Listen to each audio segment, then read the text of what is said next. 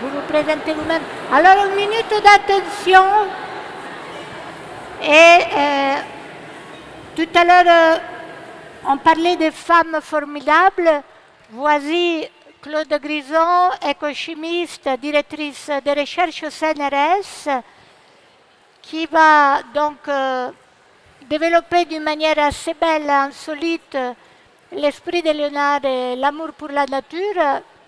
Elle est autrice de 36 brevets, comme nous avons dit, pour l'utilisation des plantes, pour dépolluer les sites miniers et aussi pour reconstituer les écosystèmes. Elle arrive de l'Université de Montpellier, où dirige une formidable équipe. Merci Claude.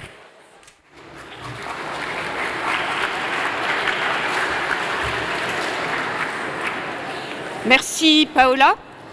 Bonjour à tous. Je vous invite à découvrir, voire à revisiter quelques réflexions de Léonard sur la nature.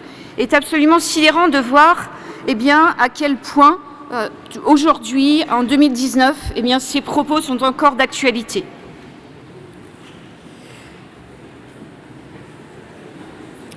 Je vais vous montrer quel est donc le fil conducteur de nos recherches qui s'appuie très clairement sur cette première réflexion.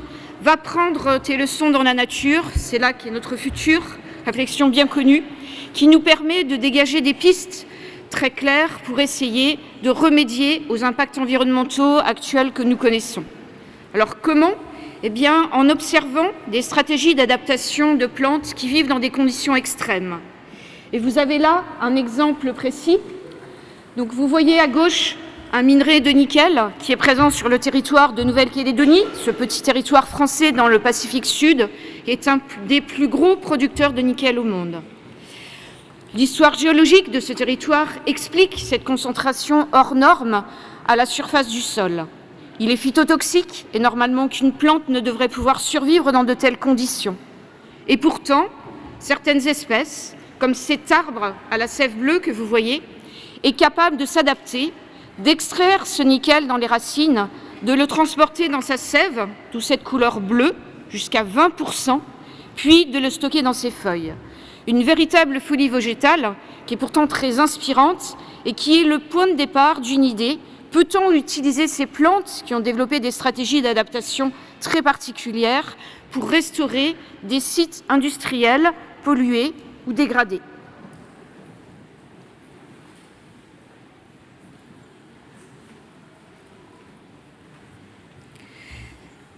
Le point de départ de cette idée a pris naissance dans le Gard, à un ancien département minier. Vous voyez ici l'héritage d'un passé minier, une mine où on extrayait le zinc, une des plus grosses d'Europe. Aujourd'hui, on voit de vastes étendues, bassins de décantation, on a lavé le minerai, qui sont difficilement qualifiables de sol. Ils sont aujourd'hui constitués d'aluminosilicates et de métaux lourds à des concentrations énormes, 4 à 800 fois supérieures en zinc, plomb, cadmium et fer.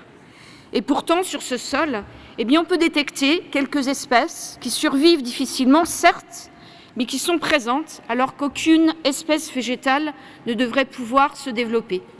Ce sont des plantes tolérantes à cette pollution. Mieux encore, 2 d'entre elles sont capables d'extraire le zinc de ce sol et de le stocker dans les parties aériennes, dans les feuilles, comme pour mieux s'en protéger. Cette observation nous a conduit à développer un vaste programme de réhabilitation de ce site en s'appuyant sur cette stratégie naturelle de ces plantes, extraire les polluants. C'est ce qu'on appelle la phytoextraction.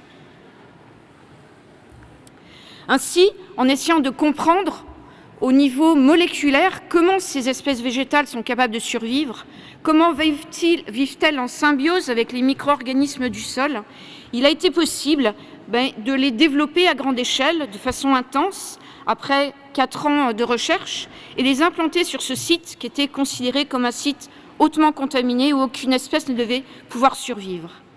Vous les voyez en photo en bas à droite, 2 petites plantes généreuses, ces fleurs, ces inflorescences sont très jolies.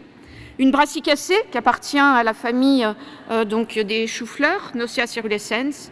Une légumineuse, quelque chose d'extrêmement rare, capables de se développer sur ce site, Antilis vulneraria, et de réintroduire naturellement de l'azote dans ces sols qui en sont dépourvus.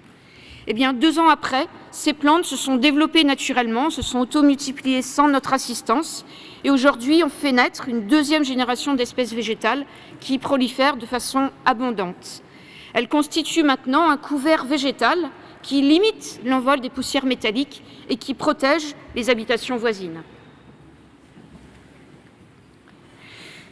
Cette première réussite sur un site très contaminé nous a emmenés alors en Nouvelle-Calédonie, où là, comme je vous l'ai dit tout à l'heure, les activités minières sont très intenses. Les mines sont à ciel ouvert, introduisant alors donc des conséquences dures, en particulier d'érosion des sols, comme vous le voyez à droite, où aucune végétation ne peut reprendre. On est en milieu tropical, avec des orages violents, voire des cyclones, qui emportent ces sédiments vers les rivières et qui se retrouvent alors dans le lagon calédonien, à gauche, un des plus beaux du monde, qui est classé au patrimoine mondial de l'UNESCO et qui est menacé par le transport de ces sédiments miniers. Mais le territoire calédonien a une chance, une biodiversité exceptionnelle, un nombre unique d'espèces végétales capables de survivre sur ces milieux riches en métaux.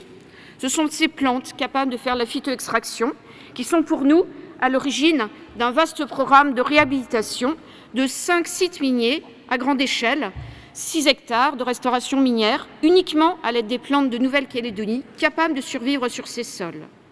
Donc c'est une expérience extrêmement riche au niveau scientifique, puisqu'on a montré qu'on pouvait réimplanter durablement des espèces végétales à la dimension tropicale, c'est-à-dire des arbres qui feront 10 mètres de haut quand ils seront arrivés à maturité.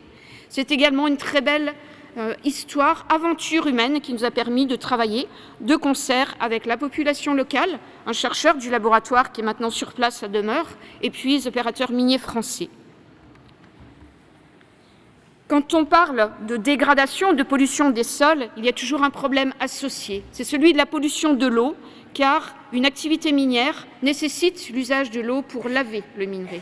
Ainsi, un deuxième problème important à résoudre est bien celui de la dépollution des systèmes aquatiques. Et là encore, Léonard de Vinci avait bien identifié le problème et l'élément clé eau qu'il qualifiait de force motrice de toute la nature, qu'on peut tout simplement qualifier de force de la vie. Eh bien, l'idée pour nous est d'essayer de trouver, là encore, des solutions naturelles ou de s'en inspirer très fortement pour dépolluer ces systèmes aquatiques. Il s'agit de revisiter les plantes aquatiques tropicales qui ont développé un système racinaire très particulier qui leur permet de survivre en flottaison dans des milieux où les nutriments sont très dilués et qui ont des capacités de capture des éléments métalliques extrêmement puissants. C'est sur cette base que nous avons étudié donc, la dépollution des eaux des systèmes aquatiques. Et la nature est tellement bien faite que la structure chimique de ces racines permet donc de stocker, de prendre, d'extraire des polluants dans des conditions énormes, même mortes. Ainsi, une racine de ce type de plante aquatique, détruite à l'état de poudre, comme vous voyez à droite, constitue une éponge à polluants, une éponge à métaux. Eh bien aujourd'hui, ceci nous permet de dépolluer in natura, donc des effluents contaminés, en pompant l'eau, en la faisant passer donc, sur une colonne remplie d'une poudre végétale qui retient les métaux et qui nous permet alors de rejeter l'eau dépolluée directement dans l'environnement en respectant complètement les normes de rejet. Ce système est extrêmement performant et peut être étendu à différents contextes, que sont les métaux stratégiques, le palladium, dont on parle beaucoup à l'heure actuelle, qui a dépassé le cours de l'or et dont les ressources sont très limitées, principalement en Russie, avec des relations politiques extrêmement complexes. Donc il est bon de savoir le recycler. Des métaux rares, dont la Chine a le monopole et l'industrie européenne très dépourvue. Donc là encore, savoir les récupérer dans l'eau est extrêmement motivant. Des métaux primaires, tels que ceux que je vous ai présentés tout à l'heure, manganèse, nickel, cuivre, zinc ou fer, et des métaux toxiques, j'en citerai un, l'arsenic, qui vous rappelle peut-être les inondations il y a un peu plus d'1 an, dans la vallée de l'Orbiel, près de la mine de Salsigne, donc l'eau chargée en arsenic lors de ces inondations qui a pollué toute une vallée et une dizaine de villages. Il est donc crucial de mettre en place donc, ces systèmes de filtres à base de plantes, de poudre végétale pour essayer donc de décontaminer ces eaux polluées. Une autre question arrive quand on est capable de dépolluer le sol ou l'eau. avec des plantes. Ces plantes sont gorgées de métaux, de polluants. Est-ce un nouveau déchet?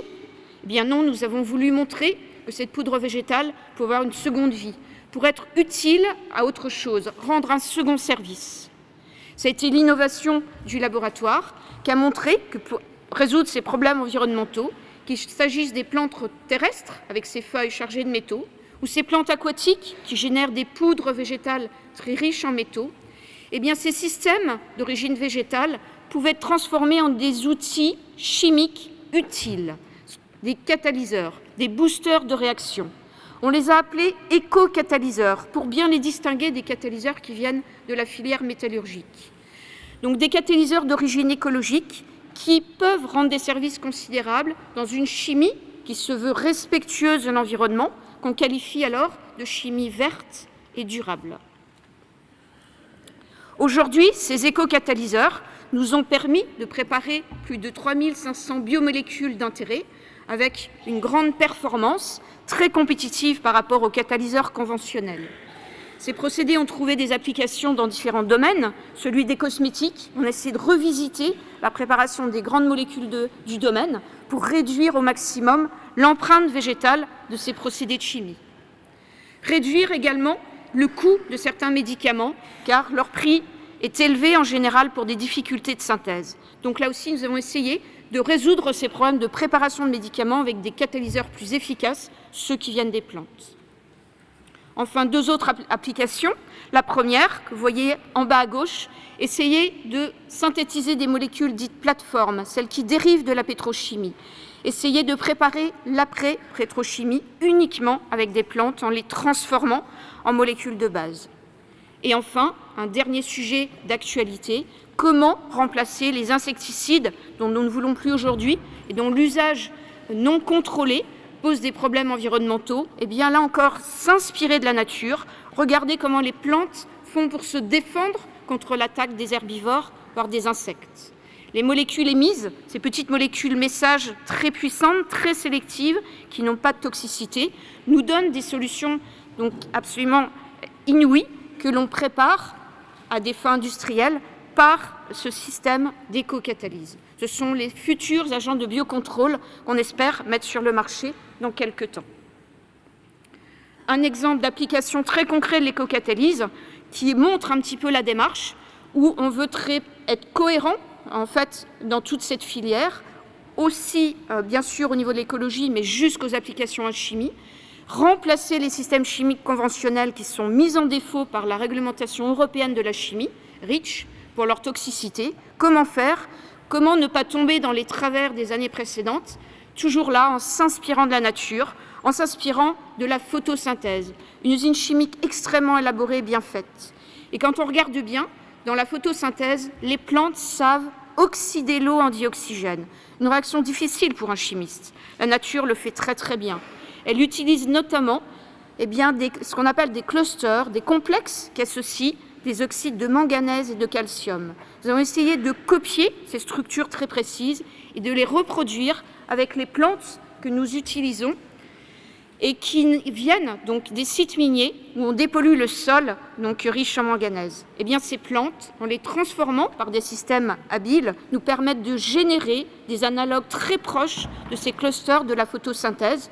Vous les voyez là, vous voyez ces aiguilles, ces filaments, qui sont ces oxydes de manganèse donc, qui copient le système du photosystème 2, nous ont permis de proposer des techniques très innovantes, des solutions complètement naturelles pour résoudre le gros problème des réactions d'oxydation qui font défaut aujourd'hui.